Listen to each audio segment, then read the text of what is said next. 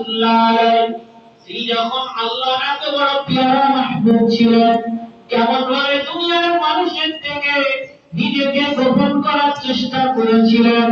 তিনি দুনিয়ার জমিনে একটা সময়, আর সমাজে এমন সুফি আমাদের আছে, এমন আল্লাহ আমরা দাবি করি, এমন পীর মুর্শিদ আমাদের মধ্যে নতুন নতুন দেখা যায়। তারা লাকাব দিয়ে দুনিয়ার জমিনকে তন্ন তন্ন করে ফেলছে, নতুন নতুন লাকাবের অধিকারী হয়ে যাচ্ছে। কিন্তু সেই সময় আল্লাহ ওলিরা লাকাবকে অপছন্দ করতেন, কিন্তু বর্তমান সময়ে আল্লাহর ওলি নামধারী সুফিরা লাকাবকে পছন্দ করে।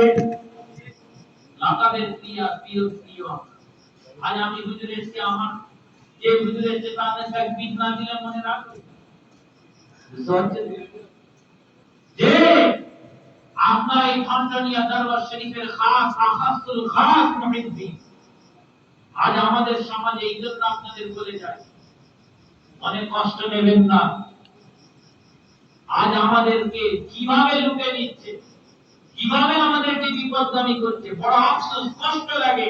আমার মুজাদ্দেদের জামানের নামের আগে যে লাকাব অ্যাড হয়নি, আজ এখন এমন পীর আছে যাদের নামের আগে সেই লাকাব অ্যাড হয়ে গেছে।